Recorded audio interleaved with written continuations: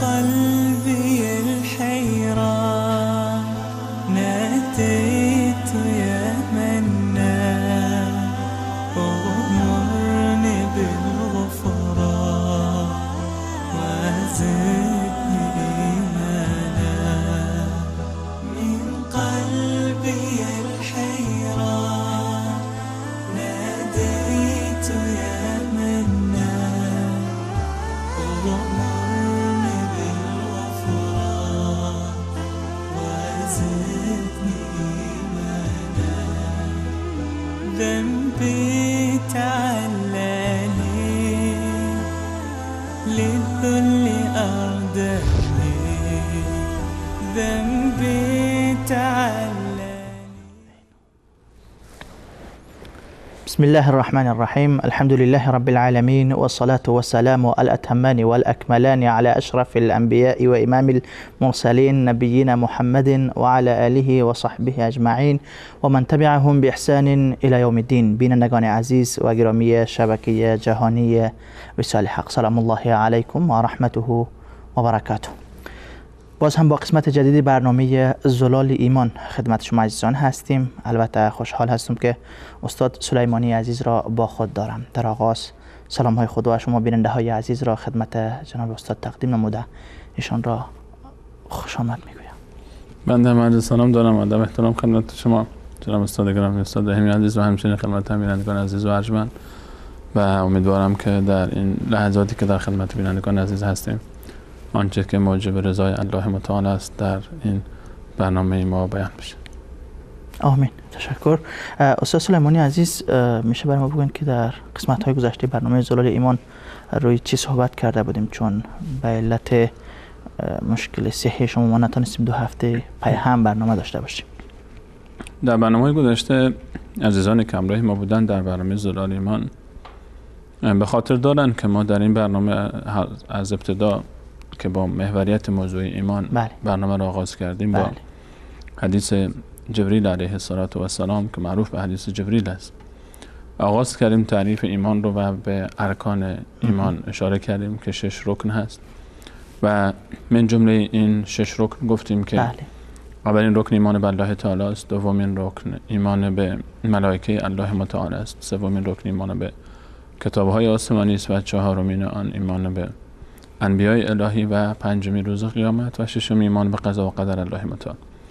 در شرح این ارکان 6 گانه ایمان درباره ایمان به الله تعالی و کم و کیفش صحبت کردیم و انواع و اقسامش و چگونگیش، و همچنین ایمان به ملائکه رو صحبت کردیم و درباره ملائکه صحبت کردیم، صفاتشون، تاثیرشون در زندگی انسان، چگونگی ایمان ما با آنها و تفاصیلی که مرتبط به ایمان ملائکه بود، و همچنین به موضوع ایمان به کتاب‌های آسمانی پرداختیم و آغاز کردیم موضوع رو با معرفی کتاب‌های آسمانی و اینکه چه صفات و ویژگی‌هایی دارن، چند تا کتاب بودن، چند تا کتاب پیش ما هست و آنچه که بر کتاب‌های گذشته قبل از قرآن اتفاق افتاده از تحریف، دیدگاه ما نسبت به تورات انجیل، دلایلی برای تحریف تورات انجیل ذکر کردیم و به صورت مختصرا البته باز به قرآن کریم پرداختیم. درباره قرآن کریم صحبت رو آغاز کردیم و درباره وحی بودن قرآن کریم صحبت کردیم. قبل از اینکه به موضوع وحی بپردازیم درباره رسول الله صلی الله علیه و سلم که قرآن برای ایشون نازل شده چندین برنامه درباره ایشون صحبت کردیم. رسول الله صلی الله علیه و سلم قبل از نزول قرآن و همچنین و لحظه نزول قرآن، ابتدای نزول وحی رو با هم بررسی کردیم و در آخرین برنامه‌ای که در خدمت عزیزان بودیم درباره انواع وحی صحبت کردیم که چگونه وحی بر رسول الله صلی الله علیه و سلم نازل میشد، چند نوع بود و اینکه قرآن کریم از کدام نوع وحی بود، و خلاصه با صحبت این بود که قرآن کریم همه در بیداری بر رسول صلی الله علیه و سلم نازل شده و یکی از انواع وحی که خواب بود، این خواب درباره قرآن کریم صدق نمیکنه. درست. و گرچه بر انبیاء الهی از طریق خواب هم وحی صورت میگرفت، بر رسول صلی الله علیه و سلم هم، اما این وحی خارج از موضوع قرآن کریم است. آیات قرآن کریم در بیداری بر آن حضرت علیه السلام به وسیله ملک الهی جبرائیل علیه السلام نازل شده است و دلیل فراوانی رو برای این موضوع ذکر کردیم. درست. امروز هم ان شاء الله در پیرو موضوع بحث ایمان به قرآن کریم موضوع بسیار مهمی رو میخوایم صحبت بکنیم، موضوعی که بسیاری از ماها در اون تقصیر داریم. بسیاری از ماها در بحث موضوع قرآن کریم باید به این مهم بپردازیم. درست.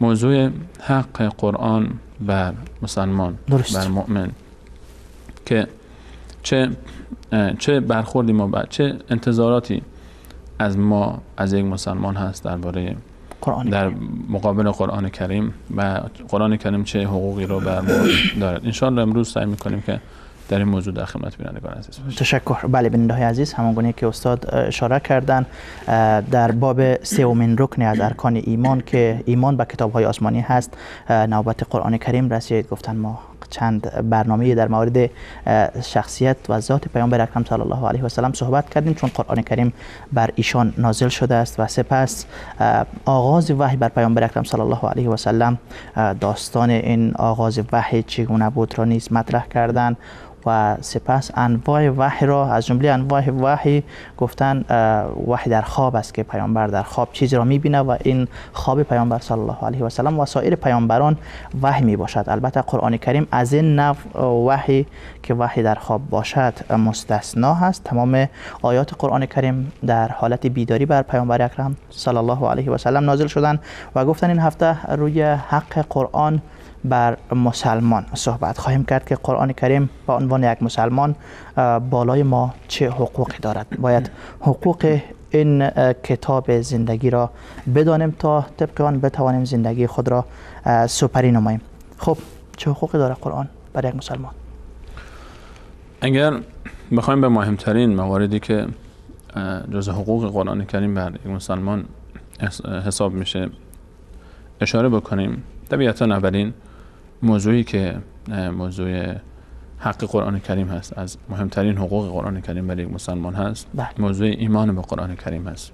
ایمان به قرآن کریم، ایمان به قرآن کریم و ایمان به معنای باور داشتن و اعتقادی که انسان نسبت به قرآن کریم داره. من وقتی که این کتاب آسمانی به دست من میرسه، من چه باوری باید نسبت به این کتاب داشته باشم؟ درست. چه اعتقادی نسبت به این داشته باشم؟ نحوه اعتقاد من نسبت به این کتاب بسیار مهمه. درست. اینکه من در ایمان به این قرآن کریم باور داشته باشم که اولا این کلام الله تعالی است. این کلام، چرا قرآن کریم ارزشمنده؟ چرا قرآن کریم ارزش داره برای ما؟ چون کلام الله تعالی است. درست. چون کلام الله است و خود الله متعال هم در سوره مبارکه توبه میفرماید کلام الله حتی یسمع کلام الله و این احد من المشرکین استجارک فاجره حتی یسمع کلام الله. اگر یکی از مشرکان پیش تو آمد از تو پناه خواست، امان خواست، او رو امان بده تا بشنود کلام الله متعال رو. قرآن کلام الله متعال است. اولین موضوعی که ما باید ایمان داشته باشیم اینه که قرآن کلام الله تعالی است. وقتی کلام الله تعالی است، خب وقتی که کلام الله متعال شد، الان کلام الله متعال با کلام دیگران، با کلام مخلوقات الله متعال چقدر تفاوت داره؟ همون قدری که ذات الله متعال با مخلوقاتش تفاوت داره، همینقدر این کلام با کلام دیگران متفاوت است. پس تعامل من مسلمان با این کتاب به عنوان کلام الله متعال، با آنچه که در این کتاب بیان شده و ذکر شده از آیات الهی، باید بسیار باید متفاوت باشه با کلام دیگر انسان ها و کلامی که ما به غیر از الله متعال به ما میرسه. موضوع دیگری که در بحث ایمان به قرآن کریم باید مد نظر ما باشه، موضوع این هست که این کتاب کلام الله متعال است و بر رسول صلی الله علیه و سلم نازل شده و از طریق فرشته‌ای نازل شده، ملکی نازل شده که این ملک الله متعال او رو تایید کرده و با صداقت و با امانت کامل این امانت الهی رو منتقل کرده به رسول صلی الله علیه و سلم و رسول الله صلی الله علیه و سلم هم با امانت کامل این کلام الهی رو به ما رساندن و بیان کردن. و این کتاب از لحظه‌ای که بر رسول صلی الله علیه و سلم نازل شده و به صحابه رسید و بعد از اون نسل به نسل تا به امروز و تا قیام قیامت از هر گونه تحریف و دستکاری در امان است، چرا که الله متعال خود در قرآن کریم فرمود انا نحن نزلنا الذکر و انا له لحافظون. من الله با عظمت این کتاب رو نازل کردم و من حافظ او هستم. حفاظت قرآن کریم الله متعال به عهده گرفته. من مؤمن و مسلمان نباید در اعتقاد و باورم نسبت به قرآن کریم کوچکترین شک و تردیدی داشته باشم که این کتابی که الان پیش من هست، این 6236 آیه‌ای که در که این مصحف شریف هست همون آیاتی است که بر رسول صلی الله علیه و سلم نازل شده، با همون لفظ و با همون کلمات و با همون تعبیر، بدون هیچ گونه کم و اضافه شدنی. و لحظه وفات رسول صلی الله علیه و سلم آنچه که از قرآن نزد صحابه بود و آنچه که رسول الله صلی الله علیه و سلم و جبرائیل امین علیه السلام در آخرین سال حیات، در رمضان آخرین سال حیات با هم در داخل نماز تلاوت میکردن و کلش رو ختم کردن، همون پیش ماست. درست. این تحریف نشده، چیزی کم نشده از او. این گونه نبوده که قرآن بیشتر از این بوده باشه، یک عده‌ای رو دستکاری کرده باشن. و این از اقتضای ایمان به قرآن کریم هست. یعنی ایمان، وقتی که من ایمان دارم به قرآن کریم، این باور من هست، این اعتقاد من هست که این کتاب تحریف نشده، به مانند کتاب‌های دیگری که از کتاب‌های آسمانی دستخوش تحریف شدن و تحول شدن، به مانند تورات و مانند انجیل که ما دلایل مختلفی رو ذکر کردیم از قرآن کریم و حتی از خود آنچه که به اسم تورات و انجیل امروزه موجود هست که دلالت بر تحریف آنها میکرد. اما الان ما در تمام خانه‌هایی که مسلمان ها دارن در اقصا نقاط کره زمین، شما برید و بگردید، آیا مصحفی که الان دست من هست با مصحفی که هر عزیزی در خانه خودش داره از بینندگان ما، یا هر مسلمانی در گوشه کنار دنیا از مالزی و اندونزی در شرق آسیا گرفته تا مسلمانی که در آمریکا و در اروپا و در آفریقا و در گوشه کنار آسیا مصحفی در خانه خودش داره، اگر باز بکنه، من بگم اول سوره فلانجا رو باز بکنید، اون هم باز بکنه، وقتی من بخونم اونم همون چیزی رو میبینه که من میخونم. یعنی امکان نداره که جابجا بشه، همه این نسخه یک نسخه است. درست. و اما در حالی که این برای کتاب‌های دیگر این اتفاق نیفتاد. ایمان به قرآن کریم، یعنی اینجا هدفتان این است که اگر کسی قائل به تحریف قرآن باشه، گویا به قرآن ایمانی کامل نداره. اینطور اصلا کسی که قائل به تحریف قرآن باشه مسلمان نیست، چرا که وقتی که قائل به تحریف قرآن است، انگار که این شخص کلام الله متعال رو که فرمود من قرآن رو نازل کردم و من از او حفاظت میکنم، انگار که در کلام الله متعال شک داره، انگار قبول نداره. نه، خدای شما فرمودی من قرآن حفاظت میکنم اما نتونستی. نعوذ بالله مقتضای کلامش اینه. یعنی کسی که میگه قرآن تحریف شده، در حالی که خود قرآن در سوره مبارکه هجر الله متعال در آیه 9 میفرماد انا نحن نزلنا الذکر و انا له لحافظون، من این قرآن رو حفاظت میکنم و حفاظتش رو خود الله متعال به عهده گرفته، فرموده من نازل کردم و حفاظت میکنم. حالا کسی میاد میگه من این قرآن تحریف شده، این چطور میشه این آیه رو با این کلام جمع کرد؟ آیا نعوذ بالله الله دروغ میگفت؟ الله دروغ گفت و وعده خودش رو نتونست عملی بکنه؟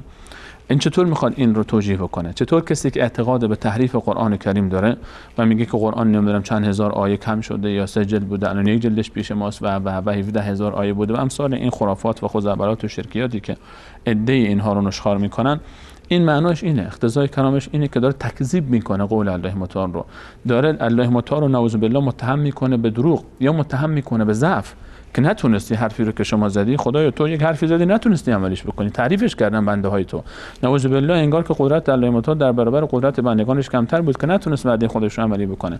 چطور این میتونه ادعا بکنه مسلمان هست اصلا؟ چون این شخصی که چنین باوری و چنین اعتقادی نسبت به خدای خودش داشته باشه، آیا اصلا در خود ایمان به این شخص به الله متعال میشه این رو مؤمن دانست؟ این کسی که احساس به الله متعال نقص یا بخواد دروغ یا ضعف نسبت بده، اصلا کسی که اعتقاد به قرآن کریم داره، به اجماع علمای امت اسلامی، به اجماع علمای امت اسلامی، تمام هر کسی که اعتقاد داره که قرآن تحریف شده، این انسان اصلا مسلمان نیست.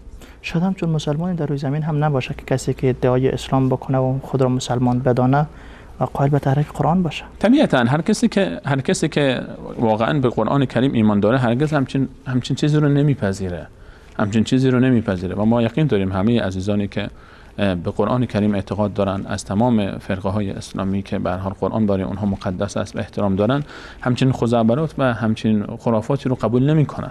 ولو اینکه یک عده‌ای در کتاب‌های نوشته باشن و اون رو از ترس حتی جرئت نکنن که بیان هم بکنن و از ترس چرا جرئت نمیکنن؟ چون میدونن اگر این رو بیان بکنن خود پیروان اونها هم توف میاندازن به صورت اونها قبل از اینکه دیگران بیاندازن. اما موضوع ایمان به قرآن کریم، اولین بحثی که پس مطرح هست این که این کلام الله متعال هست و نازل شده و وحی الهی است و کلام رسول صلی الله علیه و سلم نیست، خواب رسول الله نیست. و این موضوع رو ما در بحث انواع وحی و برنامه‌های گذشته درباره صحبت کردیم. و این تخیلات رسول الله نیست، اینها الهامی که خود رسول الله از پیش خود گفته باشه نیست، عین لفظ از الله متعال به جبرائیل امین منتقل شده و جبرائیل امین به رسول الله صلی الله علیه و سلم و از اون به ما منتقل شده. و تحریف نشده و دستخوش تغییر نشده و این کتاب هدایت بشر است. این باید ایمان ما باشه که این کتاب برای چیست؟ هدی للمتقین، ذلک الکتاب لا ریب فیه، شک درش نیست. اولین آیه که بعد سوره هم در ابتدای قرآن کریم خود قرآن خودش رو معرفی میکنه، برای میگه هدایتی است برای بشر. این کتاب برنامه زندگی ماست. این ایمان ما باید باشه که ما این کتاب آمده برای چی؟ برای اینکه ما رو به راه راست هدایت بکنه، ما رو به سمت الله متعال سوق بده. برنامه زندگی ماست، دستور زندگی ماست. یعنی متقین را هدایت میکنه، تنها کسایی که تقوا ندارن را هدایت نمیکنه؟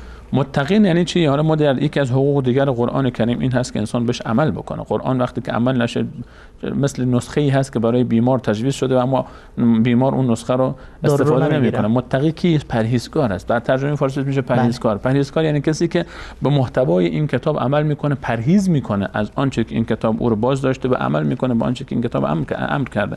این گونه نیست که من مجرد اینکه خب گفتم قرآن خیلی خوبه، ایمان دارم به همه این بحث ایمان، الان بحث حقوق قرآن اولین مرحله ایمانه. بعد هنوز ما مراحل فراوان دیگری داریم. به مجرد ایمان نمیشه که من فقط خب ایمان دارم میبوسمش، اما ادعای ایمان، اون ادعای ایمان میشه. این ادعاست. این ایمان اون ایمانی نیست که اصلا ایمان. حالا ما در بحث ایمان باز بحثی خواهیم داشت که آیا ایمان بدون عمل اصلا ایمان حساب میشه یا نه؟ کجا ایمان بدون عمل اصلا ایمان بدون عمل ایمان نیست. ایمان بدون عمل اصلا ایمان نیست. ایمان نمیشه حسابش کرد. ایمان هم تصدیق قلبی است، هم اقرار زبانی است و هم عمل به ارکان است، عمل به جوارح است. و این موضوع این نیست که انسان فقط مجرد ادعا ما بیام بگیم خب من باور دارم و قبول دارم بعد خودم مؤمن میدانم. نه خیر. شما کسی که نماز نمیخونه چه ایمانی داره این شخص؟ اون بحثی است که ان شاء الله در ایمان به تفصیل درباره اون صحبت خواهیم کرد. موضوع بحث ایمان به قرآن کریم، ما ایمان کتاب آسمانی است، بر ما نازل شده، تحریف نشده و هر آن چیزی که در این کتاب است واجب الاطاعت است و ما امرش رو اطاعت میکنیم، نهیش رو پرهیز میکنیم، به وعده هاش ایمان داریم، به آنچه که از قیامت ما میگه، آنچه که از آینده میگه، آنچه که از گذشته میگه، آنچه که ما در این کتاب آمده، همه اینها رو ما ایمان داریم. درست. چه آنچه که ما درکش بکنیم، چه آنچه که فراتر از درک ما باشه و ما درکش نکنیم. آب دریا گر نتوان کشید، هم به قدر تشنگی باید چشید. و نمیشه که کل آب دریا رو در کوزه جا داد. اینکه عقل من نمیکشه پس من با عقل من جور در نمیاد بخوام ردش بکنم، این مخالف است با مقتضای ایمان. این موضوع اولین حقی است که قرآن کریم بر ما داره. و این همون حقی است که در حدیث جبرئیل به او اشاره میشه. ایمان وقتی که به کتاب‌های آسمانی مطرح میشه، ایمان به کتاب‌های آسمانی همه این بخش رو در بر میگیره. ما حتی نسبت به کتاب‌های قبلی هم نه تنها این که ما کتاب‌های قبلی هم بوده و اما گفتیم که در برنامه گذاشتم ایمان به کتاب‌های قبلی، چون موضوع اومده ایمان به کتب، آمن الرسول بما انزل الیه والملائکه کل آمن بالله والمؤمنون کل آمن بالله و ملائکته و کتبه و رسوله. و کتبه، کتب چند تا کتابن، یک کتاب نیست، کتاب‌های گذشته. اما ایمان ما به کتاب‌های گذشته این است که خود قرآن میفهمد اونها دستخوش تحریف شدن و اونها تحریف در اونها صورت گرفت. وقتی که این اعتقاد نسبت به قرآن ایجاد میشه که کتاب الله متعال است، کلام الله متعال است و وحی الهی است و بر رسول صلی الله علیه و سلم نازل شده، دستور عمل زندگی ماست، برنامه زندگی ماست، الان دیگه میمونه موضوع یک مرحله میریم جلوتر. مرحله دوم یا حق دومی که قرآن کریم بر ما داره، بر مبنای اون اعتقاد و باور ما، این کتاب باید تعظیم بشه. این کتاب باید با ادب با او برخورد بشه، باید احترامش نگه داشته باشه. چرا؟ که این کتاب مبارک است. لا یمسه الا المطهرون. قرآن کریم میفهمد که این کتاب رو جز مطهران مس نمی‌کنند. این آیه رو در سوره مبارکه بقره، در سوره مبارکه واقعه، مفسرین میفهمند اینجا مراد ملائکه هستند، ملائکه‌ای که پاکند و معصومند، اونها در لوح محفوظ کتاب به دست اونهاست. خب وقتی که ملائکه‌ای که معصوم هستند این گونه تعامل میشه، الله متعال میفهمد این کتاب در دست همچین ذات‌های معصومی هست، این به این معناست که این کتاب عظمت داره. این به این معناست که این کتاب احترام داره. فی صحف مکرمه مرفوعه مطهره بأیدی سفر کرام برره. این در صفحه های مکرم. الله متعال وقتی که معرفی میکنه قرآن کریم خودش رو میگه اینجا مکرمه و مرفوعه مطهره است، مرفوع است، بالا مقام است. این کتاب باید تعظیم بشه. تعظیم قرآن کریم از جمله تعظیم شعائر الله تعالی است. و ما یعظم شعائر الله فانها من تقوى القلوب. تعظیم شعائر الله متعال نشانه تقوای قلب هاست. آنچه که الله متعال برای ما معظم قرار داده، عظیم قرار داده، برای ما مبارک و مقدس قرار داده، این رو ما تعظیمش میکنیم. به مانند تعظیم کعبه. کعبه یک خانه است، یک خانه است که چند تا سنگ بیشتر نیست. احترام ما به این کعبه، چرا ما فقط این خانه رو تعظیم میکنیم، خانه های دیگه برای ما انقدر تعظیم نداره، انقدر شرف نداره، انقدر مکانت و احترام نداره، قدسیت مکانی برای بقیه مکانها قائل نیستیم با اندازه‌ای که برای کعبه و مسجد الحرام قائل هستیم. به خاطر اینکه الله متعال فرموده، به خاطر که الله متعال برای ما اون رو یکی از شعائر الله تعالی قرار داده. صفا و مروه، ان الصفا و المروه من شعائر الله، یا شعائر دیگر مثل عرفات و منی و مزدلفه، یا مثل مسجد الاقصی، یا مثل مسجد النبی، اینهایی که در روایات صحیح و آیات بهش اشاره میشه. قرآن کریم از شعائر الله متعال است، چرا که کلام الله متعال است، چرا که برنامه زندگی ماست، چرا که تلاوتش عبادت است، چرا که دستور عمل زندگی ماست، چرا که رسول الله صلی الله علیه و سلم با اون ذات عظیم و نازنین خدمتکار قرآن کریمه. ما قرآن کریم رو باید تعظیم بکنیم. از تعظیم های قرآن کریم اینه که یکی از برداشت هایی که از این آیه میشه لا یمسه الا المطهرون، این که ما بدون وضو این آیه قرآن کریم رو دست نزنیم، مستش نکنیم، مخصوصا آیات کلام الله مجید رو، و احترام بگذاریم به مصحف شریف، احترام بگذاریم بهش، بی احترامی نکنیم، نه این بگذاریمش روی فرش جایی که ما پامون رو میگذاریم، نه این بگذاریمش روی زمین، نه این بگذاریمش جایی که دست بچه‌ها بهش میرسه مثلا بیان و خدای نکرده مصحفش رو پاره بکنن. باید نگهداری بکنیم از اون، باید مصحف رو نگهداری بکنیم، نگیم که اوراقش رو پاره نکنیم، طوری در معرض دست کودکان قرار نگیره، جایی قرار نگیره که به او بی احترامی و بی حرمتی بشه. اگر جایی دیدیم آیه‌ای حتی از قرآن کریم، حتی آیه‌ای از قرآن کریم روی کاغذی نوشته شده بود، این کاغذ رو در سطح زباله نمیاندازیم، ما احترام میگذاریم به خاطر اینکه این کلام الله متعال است. ما اینها رو به عنوان اوراق متبرکه جای نگه می‌داریم. یا حتی مثلا وقتی که مصحفی برای کهنه میشه، زیاد استفاده کرده، خوش نصیب زیاد تلاوت میکنه، این مصحف رو ما نمیاندازیم یه گوشه زباله، یا مثلا دفنش میکنیم، یا اینکه در به هر حال قول فقهیش این است که فتوای شرعیش این هست که یا مصاحف رو همه رو با هم یه گوشه جمع میکنن و آتش میزنن، یا اینکه گوشه دفن میشه، هر کدومی که هر جوری هر کسی راحت تر است و این عمل باشه انجام. این همه میخوان نشان به خاطرش است، به خاطر تعظیم است، به خاطر ادب با قرآن کریم هست. ما خود مصحف برای ما معظم است، خود مصحف. حالا ما بحث خود آیات و بحث محتوا اون بحث‌های دیگری است که هنوز خود مصحف برای ما محترم است و معظم است. این که خود همین احترام به مصحف، خود احترام به مصحف نشانه چیست؟ نشانه تقوا است. و ما یعظم شعائر الله فانها من تقوی القلوب. اما خب این من الان ایمان به قرآن کریم دارم و تعظیم هم کردم، خیلی برام معظمه و خیلی جاها می‌بینیم که حتی مثلا جلد درست می‌کنن در بعضی مناطق براش، حالا پارچه هایی رو میارن، جلد پارچه‌ای درست میکنن، 1 2 تا 3 تا 4 تا بعضی 6 7 تا میگیرن و این رو بالای تاقچه میگذارن. این خوبه، این من باب تعظیم شاعر الله تعالی است، این من باب احترام به قرآن کریم است، این من باب محبتی است که ما به الله تعالی داریم و به کلامش داریم. اما این کافی نیست. اما قرآن نیامده که ما فقط به همین مرحله اکتفا بکنیم. ما ایمان داریم که قرآن حق است و خلاص این رو معظم گذاشتیم و آوردیم دوره 7 تا پارچه پیچاندیم و گذاشتیمش لای تاقچه و بچه‌م دست نزنه و خدای نکرده اگر افتاد پایین استغفر الله میگیم و به سر چشمون میمالیم و خلاص دیگه همین میشه.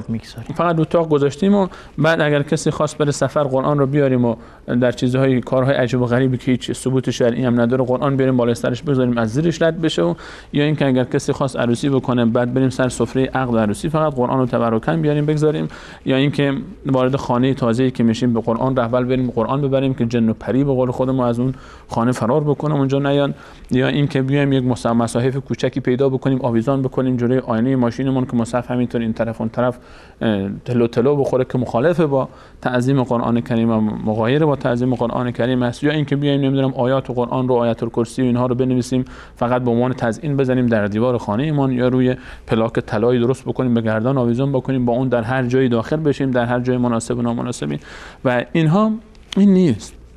قرآن برای این کار نیامده.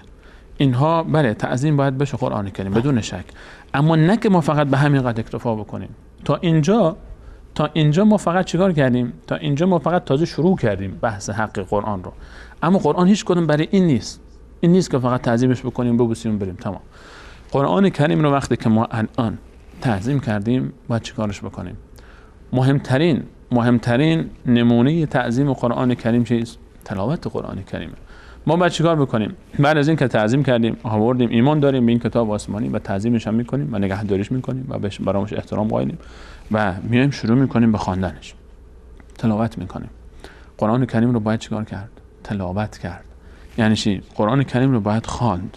قال رسول الله صلی الله علیه و سلم فرمودن اقرأوا القرآن، قرآن را بخوانید، فانه یأتی یوم القیامة شفیعا لاصحابه، همان روز قیامت قرآن می آید و برای کسانی که صاحب قرآنن، یار قرآنن، همراه قرآنن، اهل قرآنن، برای اونها شفاعت میکنن. قرآن یکی از ویژگی های قرآن اینه که روز قیامت میاد و شفاعت میکنه، همونطور که روز قیامت گله هم میکنه قرآن، و بلکه رسول الله صلی الله علیه و سلم هم گله میکنه.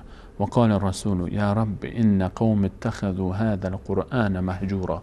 روز قیامت الله متعال در سوره فرقان میفرماید که روز قیامت رسول الله صلی الله علیه و سلم میفرماید ای پروردگار من، ای رب من، این قومی که مخاطبین رسول صلی الله علیه و سلم هستند، چه از زمان مشرکین قریش تا قیامت که قرآن برای همه انسان هاست، اینها قرآن رو مهجور قرار دادن، هجرش کردن، ترکش کردن. ترک قرآن انواعی داره. ترک قرآن، هجر قرآن. اولین نوع هجر قرآن کریم چیست؟ تلاوت قرآن کریم که شایع ترین چیزش هم است. عدم تلاوت نکردن. ما باید قرآن رو تلاوت بکنیم و رسول الله صلی الله علیه و سلم فرمود که هر کسی که یک حرف از قرآن بخونه براش 10 تا نیکی نوشته میشه و حسنه نوشته میشه. من نمیگویم که الف لام میم یک حرف است، بل الف حرف و لام حرف و میم حرف. لامش یک، الفش یک حرف 10 تا ثواب داره، لامش یک حرف 10 تا دیگه داره، میمش یک حرف 10 تا دیگه. یعنی فقط گفتن الف لام میم 30 تا حسنه برای انسان نوشته میشه. قرآن کریم الله متعال برای ما این کتاب رو فرستاده ما تا بخوانیمش، تلاوت بکنیم قرآن کریم رو. خود خواندن قرآن کریم برای ما اجر داره، عبادت است. ما برای تلاوت قرآن کریم خب مراحلی داره. ما باید چیکار بکنیم؟ یعنی من از کجا بفهمم که من حق تلاوت قرآن رو ادا کردم یا نه؟ مرحله اولش اینه که من بیام روخانی قرآن یاد بگیرم. قرآن یک کتابی است به زبان عربی، قواعد خاص خودش رو داره و قوانین خاص خودش رو داره با کلام فارسی که ما صحبت میکنیم. و گرچه ما الان خوش نصیبیم که الحمدلله زبان ما فارسی، حداقل نوشته ما، الفبای ما عیناً عربی است. یعنی تمام حروف قرآن کریم رو ما میتونیم بخوانیم.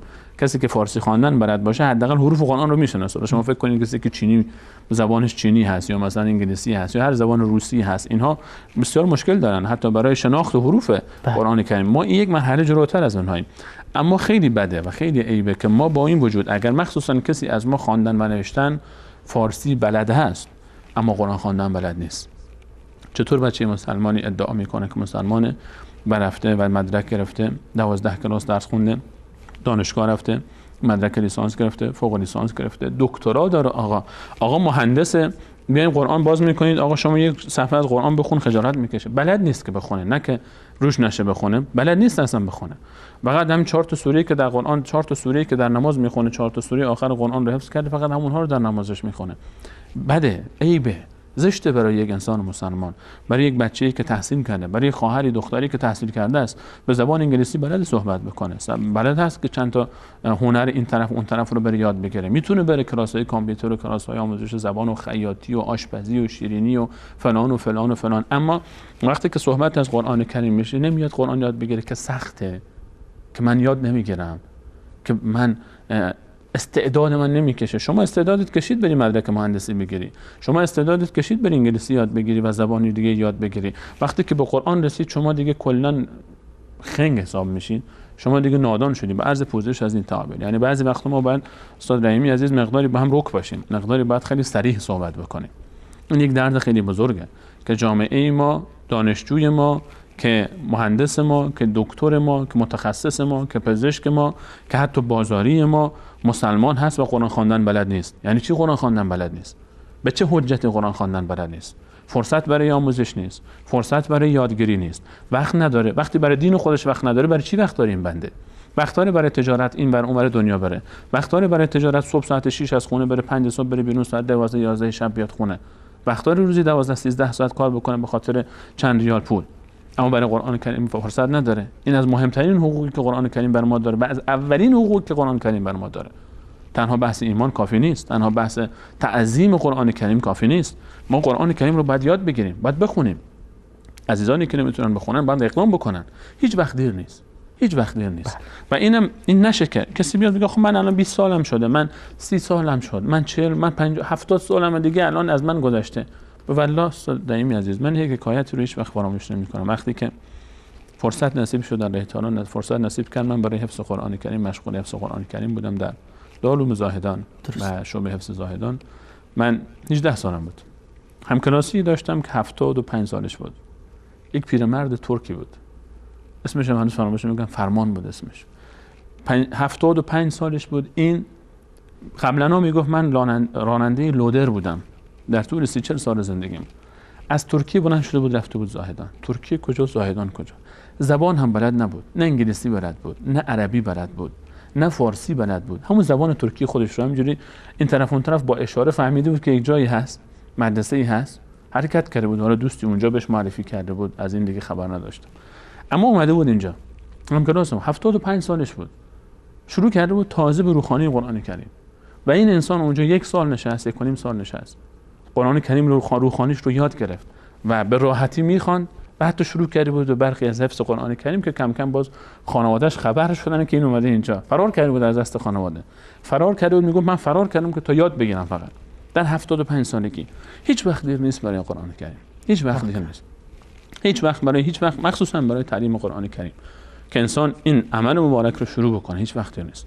و الحمدلله ما برنامه‌ای که درباره روخانی قرآن کریم داریم که عزیزان میتونن روزهای جمعه بعد از ساعت 4:30 به وقت فعلی تهران و ساعت 5:30 به وقت کابل میتونن که مشاهده بکنن بچه‌ها رو مکه مکرم و این فرصت ها مهیاست. الان دیگه با این فرصت هایی که الان هر عزیزی داخل خانه نشسته و دیگه تلویزیون فقط روشن بکنه بدون اینکه پولی پرداخت بکنه، بدون اینکه هزینه زحمت بده خودش رو حرکت بکنه به شهر دیگری بره، به منطقه دیگری بره، حتی از خانه خارج بشه، وقتی که این فرصت ها فراهم است دیگه هیچ توجیهی برای ما باقی نمیمونه که ما هنوز روخانی قرآن کریم بلد نباشیم.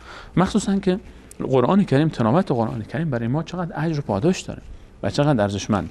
قرآن کریم رو مرحله اول روحانی رو یاد میگیره. کسی که روحانی بلد هست باید بره یک مرحله جلوتر و شروع بکنه به تجوید یاد بگیره. کسی که تجوید بلد هست یک مرحله میره جلوتر به دنبال معانی و فهمش است که باز به موضوع بعدی ماست و همچنین ادامه میده کسی که بلد هست و اینها رو سعی بکنه حفظ بکنه. حفظ قرآن کریم به اندازه‌ای که انسان نمازش رو بخونه این که واجب این نیست و این واجب شرعی است. سوره حمد، حفظ کردن سوره حمد، حفظ کردن چند سوره از آخر قرآن یا حداقلش دیگه از افعال ایمان که یک سوره که باید حفظ باشه. باید حفظ باشه که بتونه نماز بخونه. اگه بلد نیست این آقا چطور نماز میخونه؟ چی میخونه در نماز خودش؟ اینها مسائلی است که در بحث تلاوت قرآن کریم و اگر کسی میتونه بیشتر حفظ بکنه، اگر شروع میکنه کسی میتونه همت بکنه، کمر همت بنده ولو روز یک آیه قرآن حفظ بکنه. الله تعالی فرمود، رسول الله صلی الله علیه و سلم فرمود روز قیامت به قاری قرآن، محافظ قرآن گفته میشه که اقرا وارتقی ورتل کما کنت ترتل فی الدنیا. بخون بالا برو، به ترتیل بخون، با آستگی بخون، همونطوری که در دنیا به ترتیل میخوندی. فان منزلتک عند آخر آیه تقرأها. همینجوری پرواز کن برو بالا، همینجوری تلاوت کن برو بالا، تلاوت کن برو بالا. بنزین این پرواز چیه؟ این آیاتی که تلاوت میکنه. هر جا که تلاوت تمام شد همونجا جات. هر چقدر قرآن انسان بیشتر حفظ باشه در بهشت درجاتش بالاتر میره. و این که برای حافظ قرآن چقدر شرف گفته شده که روز قیامت تاجی بر سر والدین او گذاشته میشه. تاج بر سر والدینش تاج افتخار گذاشته میشه روز قیامت در صحرای محشر. حافظی که عمل بکنه به قرآنش، وقتی که بر سر اونها تاجی گذاشته میشه که وقتی خورشید این تاج رو میگذارن خورشید گم میشه، همونطوری که وقتی خورشید طلوع میکنه ما گم میشه. حالا وقتی که این شرف برای پدر و مادر حافظ قرآن هست، برای خودش چه شرفی است؟ اون شرف رو فقط به خاطر اینکه این فرزند اونهاست به اونها داده شده. حافظ قرآن اینها مراحلی است که ما از ابتدا شروع میکنیم. اینها همه جزء مواردی هست که باید بهش ما باید بهش اهمیت بدیم. و بعد از اینکه موضوع تلاوت، تنها ما به تلاوت هم اکتفا نکنیم. الان ایمان، بحث ایمان به قرآن کریم، تعظیم قرآن کریم، تلاوت قرآن کریم، حتی غیر از تلاوت موضوع شنیدن قرآن کریم. ما قرآن کریم رو گوش بکنیم. این حداقل الان مثلا اگر عزیزی میگه من فعلا نمیتونم قرآن بخونم، فرصت ندارم، شروع کردم هنوز راه نیفتادم، چیکار بکنم از قافله عقب نیفتم؟ شما گوش بکن. الحمدلله الان به فضل امکاناتی که در اختیار ماست، قبلا ما برای گوش کردن یک تلاوت نیاز بود بریم یک نوار کاستی بخریم، بعد می آوردیم این نوار دار ضبطی بیانداز و گوش کن. الان داخل هر گوشی موبایلی به راحتی میشه کل قرآن کریم رو پیدا کرد. در اینترنت فقط کافی بنویسین قرآن با صدای صدها قاری، صدها قاری مشهور و هزاران قاری معروف و غیر معروف، به راحتی میشه گوش کرد، به راحتی میشه گوش داد. و سنت گوش دادن، قرآن خواندن خودش یک سنت است، سنت رسول صلی الله علیه و سلم. حکایت جالبی رو عبدالله بن مسعود رضی الله عنه معرفی می‌فرماید که روزی رسول الله صلی الله علیه و سلم که معلم قرآن است، که اون صدای نازنین صحابه رو در مسجد النبی به کجا می‌برد از معنویت. روزی می‌فرماد عبدالله بن مسعود رسول الله صلی الله علیه و سلم آمدن به پیش من و فرمودن اجازه بدین حکایت رو نگاه می‌دارید؟ بله.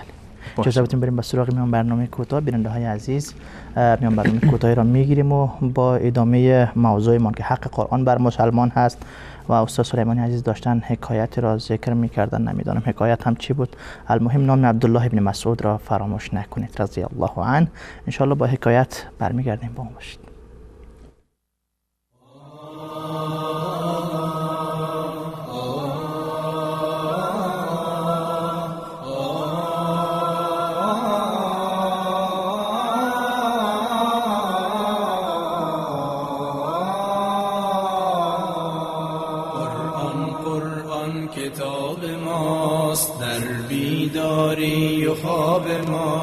در ظلمت او شهاب ماست، هر جا او رهنمای ماست، هر جا او رهنمای ماست. هر کس قرآن بخواند روحش زنده بماند، بیاری خداوند شیطان ز خود براند. هر کس قرآن بخواند روحش زنده بماند، بیاری خداوند شیطان ز خود براند، شیطان ز خود براند.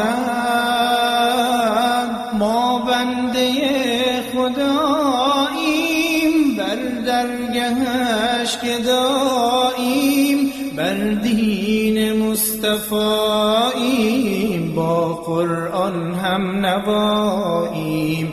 ما بنده خداییم بر درگهش گداییم، بر دین مصطفاییم با قرآن هم نواییم، با قرآن هم نواییم.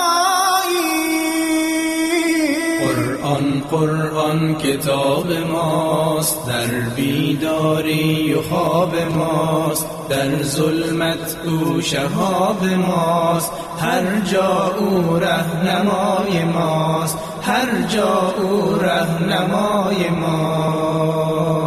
حالش خواهی بدانی احادیث و بخوانی، حالش خواهی بدانی احادیث و بخوانی. گفتا که زملونی یا اهلی دثرونی، گفتا که زملونی یا اهلی دثرونی. پیامبر خود بترسید از سنگینیش بلرزید، پیامبر خود بترسید از سنگینیش بلرزید، به سوی خانه دوید.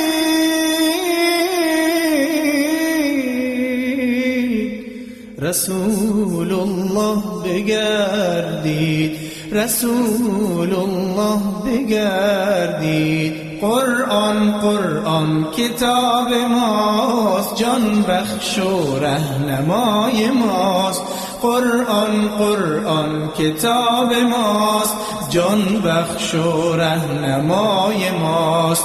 قرآن فروغ زندگی در قلب و سینه های ماست، در قلب و سینه های ماست. این هیبت قرآن است، سنگینی ایمان است. این هیبت قرآن است، سنگینی ایمان است، بر دشمنان برهان است، نور دل خوبان است، بر دشمنان برهان است، نور دل خوبان است. قرآن کتاب ماست، در بیداری و خواب ماست، در ظلمت او شهاب ماست، هر جا او رهنمای ماست، هر جا او رهنمای ماست.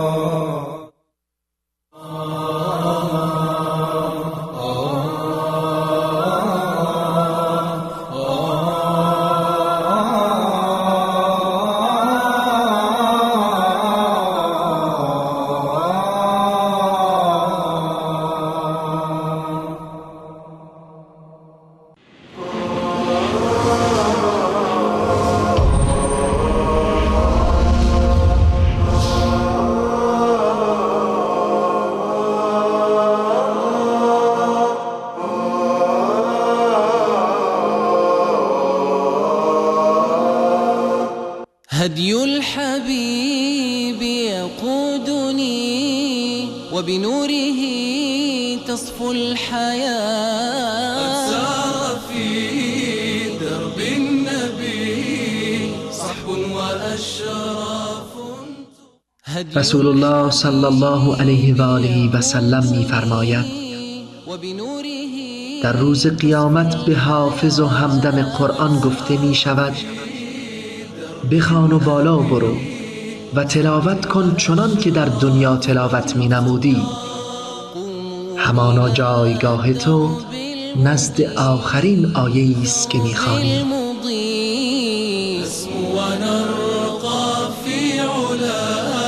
ونعانق العيش الهني، نحيا ونرشف من شذا، نحيا ونرشف من شذا.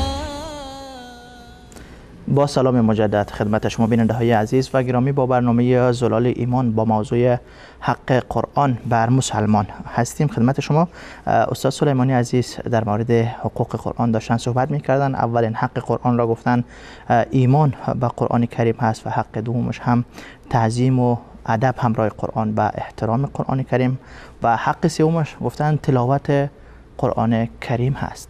حق چهارم قرآن کریم شنیدن قرآن کریم هست. اینجا داستانی را میخواستن ذکر بکنن که روزی پیامبر اکرم صلی الله علیه و سلم نزد عبدالله ابن مسعود رضی الله عنه میآید و چی میگویند؟ عبدالله بن مسعود رضی الله عنه میفرمایند که رسول الله صلی الله علیه و سلم آمدن به پیش من و فرمودند که اقرأ علیه، بخوان بر من. کی میگه؟ پیامبر رسول الله صلی الله علیه و سلم به عبدالله بن مسعود فرمودند که عبدالله قرآن بخوان من گوش کنم. رسول الله خودشون یعنی دیگه در جمعی که رسول الله هست آیا کسی دیگه فرصت برای او داده بشه برای قرآن خواندن؟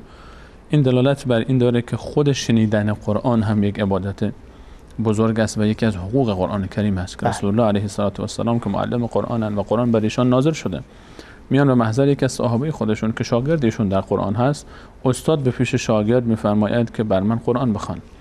عبدالله بن مسعود فرمود که من تعجب کردم، گفتم که یا رسول الله اقرأ علیک و علیک انزل، من بخوانم در حالی که من به شما قرآن بخوانم و قرآن بر خود شما نازل شده؟ رسول الله فرمودند بله، من دوست دارم که قرآن رو از غیر خود بشنوم. و میفرمایند که من شروع کردم به خواندن سوره مبارکه نساء. از اول سوره مبارکه نساء خواندم تا رسیدم به این آیه فکیف اذا جئنا من کل امه بشهید و جئنا بک علی هؤلاء شهیدا. آیه 41 سوره مبارکه نساء است که معنای آیه اینه که چگونه خواهد بود حال این امتها، امت تو و انسانها، اون روزی که از هر امتی برای اونها گواهی بیاوریم و شما رو بر بقیه همه گواه بگیریم.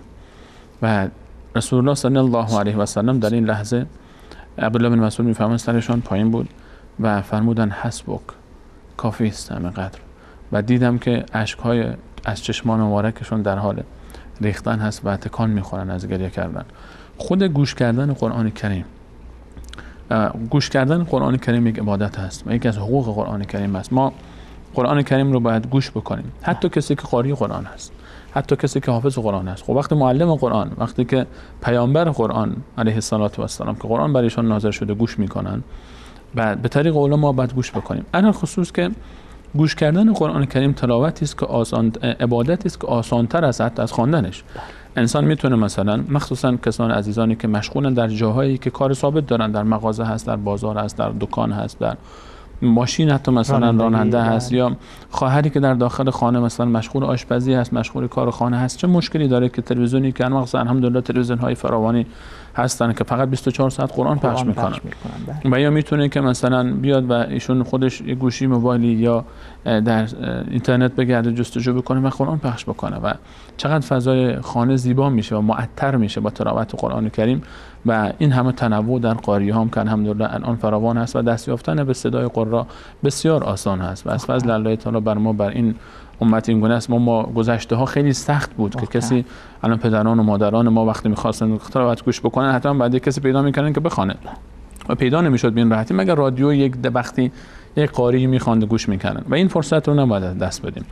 با خود گوش کردن به قرآن کریم باز آدابی داره برای خودش. وقتی که انسان قرآن هم گوش میکنه و اذا قرئ القرآن فاستمعوا له وانصتوا، وقتی قرآن گوش میده، انسان گوش میده باید ساکت باشه، خاموش باشه به احترام قرآن، به خاطر اینکه این کلام الله تعالی است. وقتی کلام الله تعالی گفته میشه انسان باید گوش بکنه، انسان باید ساکت بنشینه، حرف نزنه. اینطور نشه که ما قرآن به خاطر اینکه من میخوام قرآن گوش بکنم کسی بگه خب من میخوام قرآن گوش بکنم 24 ساعت قرآن رو روشن کرده باشه و اون در کنار اینکه قرآن روشن است و محفل همه با هم دارن صحبت میکنن، این میگه و اون میخنده و قرآن هم داره برای خودش میخونه. این نوعی بی‌اعتنایی و بی‌حرمتی به قرآن کریم هست. این سبب نشه که ما بگیم خب چون ما از یک طرف دیگه بگیم چون ما نمیتونیم ساکت بشینیم پس قرآن هم گوش ندیم. نه خیر، وقت‌های اختصاص بدیم ساکت بشینیم، باید ساکت بشینیم. رسول الله میرن پیش صحابیش میگه بخون و ایشون میشینه و گوش میکنه و گوش میکنه، سرش هم پایین گوش میکنه، صحابی میخونه، رسول الله گوش میکنه، قرآن گوش میکنه. قرآن قلب ما رو جلا میده. قرآن به والله صد رحیمی عزیز، اگر ما لذت تلاوت قرآن کریم رو بچشیم، لذت گوش کردن به تلاوت هایی که میخونن قرایی که الحمدلله الله متعال به اونها صداهای زیبایی داده، در خصوص هیچ وقت لذت تلاوت رو نمیشه نه در هیچ موسیقی پیدا کرد و نه در هیچ صدای دیگری، نه ترانه‌ای، نه خواندن. من اصلا بحث شرعیش رو حالا جای خودش محفوظ است، من اون بحث من نیست، اصلا مجال صحبت من نیست. موضوع شرعیش نمیخوام اصلا درباره بحث فقهیش وارد بشم، جایز است یا ناجایز است فلان، این بحث من نیست. بحث من اینه به والله لذتی که انسان از تلاوت قرآن کریم میبره، آرامشی که در وجود انسان میاد، احساس زیبای روحی که به انسان دست میده وقتی که انسان قرآن گوش میکنه، این لذت رو و این احساس آرامش رو و این احساس زیبا و لطیف رو هیچ جای دیگه نمیشه این رو درک کرد، هیچ جای دیگه نمیشه پیداش کرد. این رو میشه انسان بیاد و یک تراوتی رو برای خودش پیدا بکنه و گوش بکنه. روح انسان رو آرامش میده، روح انسان رو صیقل میده، روح انسان رو آرام میکنه. تلاوت قرآن رو گوش بکنیم و موضوع ایمان به قرآن کریم، تعظیم به قرآن کریم و تلاوت قرآن کریم و گوش کردن به قرآن کریم، همه اینها مراحلی هستند تا ما به اصل هدف برسیم. الان ما اصل هدف چیست؟ الان اینها همه اسبابن و هر کدوم از اینها فضایل خودش رو داره، هر کدوم از اینها ارزش خودش رو داره. این 4 موردی که ما الان تا گفتیم، ایمان و تعظیم و موضوع بحث تلاوت و گوش کردن و هر کدوم از اینها فواید خودش رو داره. اما اصل فایده و اصل استفاده وقتی است که ما بیایم چیکار بکنیم. قرآن کریم برای چی نازل شده؟ به خاطر این نازل شده کتاب انزلناه الیک مبارک، کتابی که من الله با عظمت به سوی تو فرستادم مبارکه، در این برکت هست، در این خیر هست، در این رستگاری و فلاح هست. در آیه 29 سوره صاد الله متعال میفرماید کتاب انزلناه الیک مبارک لیدبروا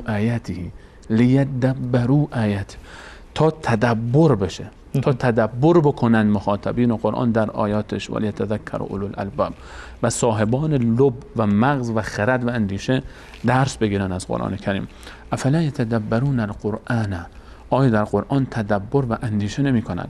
قرآن کریم رو باید اندیشه کرد، باید تدبر کرد، باید فهمیدش، باید زندگی کرد، باید باش عیش کرد، باید باش لذت برد، باید رفت در بحر معانی قرآن کریم. باید بنشینیم. اگر عزیزی نمیتونه که خودش بیاد و مطالعه بکنه و تلاوت بکنه، بشینه گوش بکنه، حداقل پای درس قرآن کریم بنشینه، گوش بکنه شرح آیات قرآن کریم رو. کسی میاد آیه قرآن رو شرح میده، تفسیر میکنه، ترجمه میکنه، بشینه ترجمه آیات قرآن کریم رو گوش بکنه. ترجمه هایی که الان الحمدلله همه جا فراوان است، بره ترجمه قرآن کریم رو بخونه، ترجمه رو بخونه و بره شرح. اگر میتونه، کسی میتونه، توانایی داره، به کتب تفسیر دسترسی داره، کتب تفسیر رو تلاوت بکنه، مطالعه بکنه و بخونه و بره در بحر معانی قرآن کریم. تدبر، ما مرحله‌ای داریم، عبادتی داریم به نام تدبر. درست. تدبر خودش یک عبادت بزرگه، خیلی عظیمتر و فراتر از تلاوته. اون تدبر چرا؟ چون تدبر اصل اساس هدف قرآن کریمه. چقدر در آیات قرآن کریم درباره تدبر، درباره تعقل، درباره تفکر، درباره تذکر، که همه اینها نشان از این داره که ما باید این قرآن رو بفهمیم، این قرآن رو عمل بکنیم، این قرآن رو یاد بگیریم، این قرآن رو سرمشق زندگی خودمون قرار بدیم. قرآن، صحابه میفرمایند که ما می اومدیم 4-5 آیه بیشتر از رسول الله یاد نمیگرفتیم، میرفتیم 5 تا 10 آیه، 5 تا 10 آیه، یک درس کوچک، یک صفحه قرآن کریم گوش میکردیم، میفهمیدیم، میرفتیم، عمل میکردیم، در زندگی اجرا میکردیم، بعد میومدیم دوباره. این خیلی مهمه که ما در زندگی خودمون همه اینها رو ما باید رعایت بکنیم. ایمان داریم، تعظیم میکنیم، تلاوت میکنیم، گوش میکنیم، فراموش نکنیم که اینجا تمام نمیشه حقوق قرآن بر من که ایمان دارم و تعظیم میکنم، خب تلاوت هم میکنم، گوش هم میکنم، پس حقوق قرآن بر من تمام شد؟ نه، هنوز نصف راه رو نرفتم من. بعد از این حقوق بعدی مهمتر از حقوق چهارگانه‌ای که ما الان ذکر کردیم، مهمتر از این تلاوت و گوش کردن چیه؟ و تعظیم، تدبر در قرآن کریمه. باید بشینیم آیات قرآن رو فکر بکنیم، دربارش تدبر بکنیم، حکایت هایی که از انبیای گذشته گفته، حکایت ها رو فکر بکنیم، داستان هایی که ذکر میکنه فکر بکنیم، مثال هایی که در قرآن میاد دربارش فکر بکنیم. و اینها الحمدلله فرصت برای ما فراهم هست. درس های تفسیری که هست، درس های قرآنی که هست، همه رو بشینیم از اینها استفاده بکنیم. تدبر در آیات. و رسول الله صلی الله علیه و سلم یک شب تا صبح رو در نماز ایستاده این آیه رو تکرار میکنن: ان فی خلق السماوات والارض و اختلاف اللیل والنهار لآیات لأولی الالباب. در آفرینش آسمان ها و زمین و در پیدایش و اختلاف شب و روز نشانه هایی است برای اهل خرد و صاحبان مغز. و اشک میریزن و تا صبح گریه میکنن. یک آیه رو احیانا انسان جای نماز میتونه هی تکرار بکنه، یک آیه رو هی در یک روز کامل برای خودش هی تکرار بکنه، معانیش رو تکرار بکنه، هی پیش خودش تکرار بکنه این مواعظ رو. بعد از اینکه ما به تدبر رسیدیم، تدبر در ما یک نیرو ایجاد میکنه، تدبر در ما یک تحول ایجاد میکنه، تدبر در ما یک موتور محرک قوی ایجاد میکنه که این ما رو به حرکت میاره. اسلام ما، ایمان ما، اعتقاد ما یک اعتقاد تقلیدی صرف نیست که بابام آقا مسلمان بود، بابام منو فرستاد مکتب خونه. نه، اون موقع است که ما با قرآن علاقمند میشیم، اون موقع است که ما قرآن رو با عشق میخونیم، با محبت میخونیم، با علاقه میخونیم، دوست داریم که بیشتر یاد بگیریم، دوست داریم که بیشتر تلاوت بکنیم، دوست داریم که بیشتر غرق میشیم در قرآن کریم. میفهمیم که چطور اولیای الله متعال با قرآن زندگی میکردن، با تدبر، با تعقل. و تدبر بسیار مهمه، باید تفکر بکنیم، تدبر بکنیم و این مرحله ما رو میرسونه به مرحله بسیار مهمی به نام عمل به قرآن کریم. یعنی حق قرآن کریم است. حق دیگری که قرآن کریم بر ما داره عمل کردن به قرآن کریم است. ما باید چیکار بکنیم؟ عمل بکنیم. من حالا بین این دوتا میخوام با یک داستانی حکایت رو ربط بدم به هم که چطور میتونه انسان با تدبر چطور به تفکر، به عمل میرسه. حکایتی رو بسیار جالب است از یکی از امامان اهل سنت، کسی که لقب امام الحرمین بهش داده شد در تاریخ اسلام، از امامهای قرن 2 هجری، سال 107 به دنیا آمده و 187 از دنیا رفته. اهل خراسان زمین هست، در منطقه سمرقند به دنیا آمده و در خراسان منطقه درگز، امروز به اسم درگز معروفه، در این منطقه زندگی میکرد. دزدی بود، بسیار خطرناک، انسانی که این یکی از امامهای اهل سنت شد. بعداً امام الحرمین نام گرفت، عابد الحرمین بهش میگفتن. این انسانی بود که شاگردانش کیا هستن؟ شاگردش یکیش امام شافعی، یکی از شاگردانش امام قتیبه ابن سعید بغلانی، استاد 6 تا کتب 6 است. یکی از شاگردانش ابن عیینه است، یکی از شاگردانش اینا عبدالرحمن مهدی، اینا از شاگردان این انسان هستن. اینا شاگرد ابن مبارک، عبدالله ابن مبارک محدث خراسان، یکی از شاگردان این انسانه. این یکی از این، هر کدوم از شاگردان این انسان یکی از امامهای اهل سنت حساب میشه. این انسان اولش چی بود؟ دزد بود. دزدی بود که همه میترسیدن ازش. یک شبی یک شب خودش در مسیر داشت میرفت، یک گوشه نشست، دید یک خانه خرابه‌ای هست. اونجا داخل این خانه خرابه چند نفر داشتن، مسافری داشتن، می‌خواستن از حرکت بکنن، استراحت کرده بودن که مسیر رو ادامه بدن. گفتن نه حرکت نکنیم، اینجا خطرناکه شب. گفتن چرا؟ گفتن در این مسیر فضیل هست. فضیل تعبیر عربیش با ضاد. فضیل اینجاست، این دزد خطرناکه، حمله میکنه، همه ما رو غارت میکنه، همه ما رو از بین میبره. این آدم فضیل ابن عیاض، فضیل ابن عیاض اسمی که در تاریخ زهد و تقوا و پارسایی میدرخشه، در تاریخ عبادت ستاره در آسمان تابعین به نام فضیل ابن عیاض میدرخشه که این انسان زندگیش از کجا شروع شده؟ با یک آیه قرآن. تفکر و تدبر یعنی این، وقتی انسان یک آیه زندگی انسان رو متحول میکنه. و ما داستان ها داریم و هزاران نفر الان در اروپا و آمریکا مسلمان شدن به خاطر یک آیه قرآن کریم، و در تاریخ نزول قرآن تا به امروز هزاران نفر فقط به خاطر یک آیه زندگیشون متحول شده. عاشق یک کنیزکی بود این انسان دزد، این دزد معروف راهزن، دزد معروف خراسان، یک کنیزکی رو عاشق شده بود و یک شب میخواست بره پیشش و نیت سو داشت و از دیوار خانه بالا میرفت که به کنیزک دست پیدا بکنه. در همین دیوار که بالا میرفت، اون خونه اون طرفتر یک کسی که دلدادی قرآن کریم بود، کسی که در بحر قرآن غرق شده بود، کسی که لذت تلاوت قرآن رو چشیده بود، داشت تلاوت میکرد این آیه شریفه سوره حدید رو: الم یأن للذین آمنوا ان تخشع قلوبهم لذکر الله و ما نزل من الحق. آیا زمان اون فرا نرسیده که مؤمنین، الم یأن للذین آمنوا، قرآن میفهمد به مؤمنین، به من و شما کسایی که ایمان به قرآن داریم، ای بچه مسلمان، ای کسی که دوست داره قرآنی، آیا وقتی این نرسیده که قلب تو برای الله متعال خاشع بشه و نرم بشه و این قلب احساس بکنه که بعد به سمت الله تعالی برگرده؟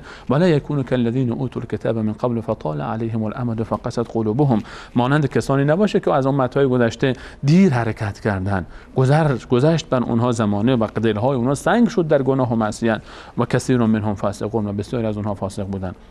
فضیل داره میره به سمت چی؟ گناه، فحشا، معصیت، لذت داره براش، عاشق این هم هست، میخواد. اما اینجا یک دفعه یک صاعقه بر این دیوار انگار که از خانه همسایه فرود میاد و بر قلب فضیل میزنه و فضیل یک باره به خودش میاد: الم یأن للذین آمنوا، آیا وقتش نرسیده؟ تا کی میخوای تو ادامه بدی این مسیر رو؟ همونجا روی دیوار گفت بله، گفت بله یا الله، وقتش رسیده. بعضی وقتا استاد رحیمی عزیز به والله الله متعال یک جای انسان میره یک حرفی رو میشنوه، یک جای انسان یک حدیثی رو وارد مسجد میشه، یک دفعه میبینیم امام مسجد یک حدیثی رو میخونه که اون حدیث انگار که مستقیم داره با من صحبت میکنه. یک جایی در خطبه نماز جمعه کسی یک آیه قرآن رو میخونه انگار که مستقیم داره من رو هدف قرار میده. و باید این گونه باشیم. ما هر جایی که قرآن خونده میشه من باید اینجوری فکر بکنم که مخاطب این آیه منم، قرآن داره، الله تعالی داره با من صحبت میکنه. تو این فضیل این گونه اینطور شد. یک دفعه گفت بله، گفت بله یا الله، الان وقتش رسیده. همونجا برگشت، توبه کرد، سر راه باز بین خانم بین چند نفری که مسافر بودن رسید که گفتن امشب حرکت نکنیم که دزدی است. گفت خدایا مردم در شب به جای اینکه مردم عبادت میکنن تو رو، این عده از گناه من دارن میترسن در شب که دزدی هست اینجا در شب از بس معصیت میکنه، دزدی میکنه، ما آسان نیست.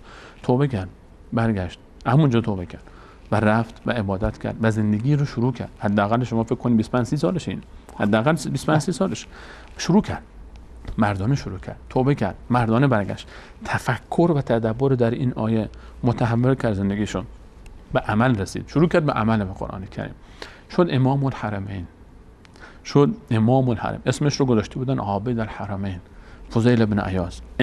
امامان بزرگ اهل سنت قرار گرفت. امام، شما فکر کنید استاد شافعی، امام شافعی خودش یک ماهی در آسمان تقوا و زهده و عبدالله ابن مبارک خودش امامی است برای خودش. ابن اونینه استاد بخاری و مسلم و ترمذی و ابن ماجه و بقیه ابن ماجه قزوینی و ابو داوود و نسائی و این شاگردشه، یعنی استادهای بخاری قرار شد این انسان فضیل ابن عیاض. از کجا میرسه به این درجات؟ از توبه، از قرآن، تفکر در قرآن. بعد از تدبر ما باید به قرآن عمل بکنیم. وقتی آیه قرآن امر میکنه بعد در مقابل امرش وایسیم، وقتی نهی میکنه بعد نهیش رو گوش بکنیم. عبدالله بن عمر رضی الله عنه این آیه لن تنالوا البر حتی تنفقوا مما تحبون، وقتی که این آیه نازل شد که هر چیزی هرگز به مقام رستگاری نمیرسید تا آن چیزی که دوست دارید انفاق کنید، آنچه که دوست دارید. آیه چی میفرماید؟ حتی تنفقوا مما تحبون، آنچه رو که دوست دارید، نه اون چیزی که پول خوردایی که ته جیبتون اختیار مادی کجا برید، فقیر آمد مسکین دست دراز کرد میگردید نه پول خورد ندارم ببخشید. این یعنی انفاق؟ معنای انفاق اینه؟ عبدالله ابن عمر چطور برخورد میکرد؟ فرزند عمر رضی الله عنهما. هر وقت این آیه که نازل شد، هر غلامی که داشت خوشش میومد، این غلام پاک بود، سالم بود، این غلام نمازخوان بود، عابد بود، آزادش میکرد. کنیزی داشت، خیلی کنیزه رو دوست داشت، گفت باید این آزاد کنم، چون الله فرمود هر چیزی رو که دوست دارید باید انفاق کنید. داد به کی؟ به غلامش نافع، استاد مالک النافع ابن عمر. بعد شد خانم نافع. چندین غلام داشت، غلاماش خبر شده بودن که عبدالله ابن عمر همچین عادتی داره که اگر نماز بخونن جلوش و اینا خوششون بیاد آزادشون میکنه. میرفتن تو مسجد نشستن عبادت میکنن که عبدالله ابن عمر ببین اینا رو آزاد کنن، آزاد میکنن. بعضی اومدن گفتن عبدالله اینا دارن فریب میدن تو رو، اینا عمدن خبر شدن که تو اینا رو آزاد میکنی، اگر آدمای خوبی باشن این کار میکنن. فرمود به خاطر الله تعالی اگه من فریبم بدن مشکلی ندارم با این موضوع. صحابی به نام ابوالدحداح وقتی آیه 245 سوره بقره نازل شد، من ذا الذی یقرض الله قرضا حسنا فیضاعفه له اضعافا كثيره والله یقبض و یبسط و الیه ترجعون، کیست که به الله متعال قرض بده؟ اولا مفهوم آیه اینه. تعجب کرد، یا رسول الله، الله تعالی از ما قرض میخواد؟ فرمود بله، الله تعالی قرض میگیره به شما پس میده روز قیامت در بهشت با 700 تا 700 بلکه بیشتر برابر. فرمود دستتو بده یا رسول الله. گفت بیا دست رسول الله. گفت دست گذاشت دست رسول الله. یا رسول الله باقی دارم 600 تا نخل خرما دارم. 600 تا نخل خرما. هر نخل خرما میدونید چقدر قیمت داره الان؟ نخل خرما به حدی 20 سال طول میکشه تا یک نخل به چند متر ارتفاع برسه و نخل خرما اگر از بین ببره کسی بعد دیه بده، چون خیلی ارزش داره. اگر نخل خرما رو کسی از بین برد بعد دیه بده. 600 تا نخل خرما ثروتی بود برای خودش. 600 تا نخل داشت باقی. گفت یا رسول الله این باغ رو من خیلی دوست دارم، من این رو برای تعالی قرض دادم، شاهد باش. بلند شد رفت. گفت فقط اجازه بده من اونجا خانواده من و خانمم ام دحداح اونجاست برم صداش میکنم. وارد باغ شد. گفت یا ام دحداح. اون شنید گفت بله ابو دحداح. گفت بلند شو حرکت کن که گفت من این باغ رو به الله تعالی قرض دادم. خانمش چی گفت؟ برگشت گفت که ای بابا آدم عاقل این چه کاری تو کردی؟ خب حداقل نصفش میدادی، یک سومش میدادی، محصولاتش رو میدادی، زندگی ما چی میشه، بچه‌ها چی میشه؟ این نسل قرآنی، یعنی این نسل قرآنی وقتی که توکل میکنه به قرآن، وقتی ایمان داره به وعده‌های قرآنی، وقتی قرآن الله تعالی میفهمه من قرض بدید من به شما پس میدم، این ایمان ما باید اینطوری باید باشه. نه که فقط قرآن رو بخونیم و همینطوری حواسمون اینطوری میخونیم و میریم الان داریم قرآن میخونیم درباره توکل، بعد تو فکرمون هست که خب الان من چیکار بکنم، پیش چی برم، والا چه امروز چی میشه، اصلا نمیفهمیم چی خوندیم. آیات توکل داریم میخونیم ذهن ما به این پیش این انسان، پیش اون انسان، پیش این انسان. ابوالدحداح وقتی که گفت ام دحداح بیا بریم، در جا چی گفت؟ گفت این باغ رو من به الله تعالی قرض دادم. الله اینطوری فرمود منم قرض دادم به رسول الله، بیعت بستم و قول دادم بهش. فرمود عجب تجارت سودمندی کردی، مبارک باشه این تجارت تو. بلند شد دست بچه‌ها شکر از باغ رفتن بیرون و باغ رو تسلیم کردن به رسول صلی الله علیه و سلم. عمل به قرآن. یک آیه وقتی که در قرآن میاد مخاطبش منم، مخاطبش ماییم، مایی که قرآن میخونیم باید به قرآن عمل بکنیم. ایمان، تعظیم، تلاوت قرآن، گوش کردن به قرآن، تدبر در قرآن، عمل به قرآن. و آخرین نکته هم اگر اجازه بدم فقط اشاره بکنم بهش، وقتی که این مراحل رو انجام دادیم فقط به فکر خودمون نباشیم، به فکر دیگران باشیم. خیرکم من تعلم القرآن و علمه. رسول الله فرمود بهترین شما کسی است که قرآن رو یاد بگیره و به دیگران یاد بده. این خیر کسی رو به دیگران یاد بدیم. اگر میخوام صدقه جاریه برای ما بکنیم، بهترین صدقه جاریه به الله رسول الله فرمود بهترین شما کسی است، بهترین شما کسی است که قرآن رو یاد بگیره و به دیگران یاد بده. کسی که میره مکتب خونه میزنه، مدرسه میزنه، قرآن یاد میده، در راه آموزش و تعلیم قرآن صرف میکنه و خرج میکنه، این بهترین صدقه جاریه است. این حقی است که بردگان ما داره. قرآن کریم که ما خودمون به دیگران یاد بدیم و فراموش نکنیم که قرآن شفای بیماری هست. قرآن رو باید، این آخرین حقی که ما باید راحت بکنیم، قل هو شفاء و ننزل من القرآن ما هو شفاء و رحمت للمؤمنین. قرآن شفای بیماری های قلب ماست و درونی و روحی ما و بیماری های جسمی ما. ما قرآن رو، سنت رسول صلی الله علیه و سلم بر این بوده که قرآن رو می‌خواندن، سوره حمد، سوره قل اعوذ برب الفلق، قل اعوذ برب الناس، قل هو احد، آیت الکرسی، این رو می‌خوانن و دم می‌کردن بر بچه‌ها، دم می‌کردن بر بدن خودشون. تداوی به قرآن، مداوا کردن مریضی هامون، بیمارامون با قرآن کریم، چرا که کلام الله تعالی است. و اذا مرضت فهو یشفین. اگر الله بخواد شفا بده دیگه کی که جوری الله متعال. اینها مختصرا برخی از حقوقی است که قرآن کریم بر ما داره. جزاکم الله خیرا و بارک الله فیکم. وقت برنامه هم گذشته یعنی. بله تشکر. سلامت باشید. تشکر از تمام شما عزیزان بیننده. امیدوار هستم که مستفید شده باشید و بهره برده باشید از موضوع این قسمت برنامه ما که حق قرآن بر مسلمان بود و این حقوقی را که استاد ذکر کردن مد نظر داشته باشیم در مقابل قرآن. همه شما عزیزان را به خداوند یکتا و یگانه میسپاریم. الله یار و مددگارتان. السلام علیکم و رحمت الله و برکاته.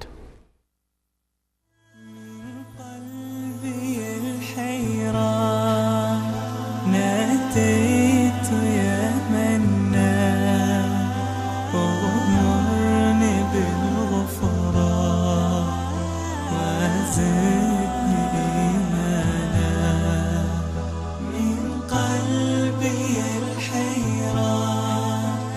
ناديت يا منان وغمرني بالغفران وزدني إيمانا.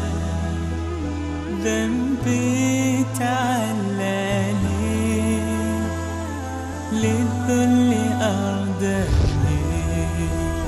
ذنبي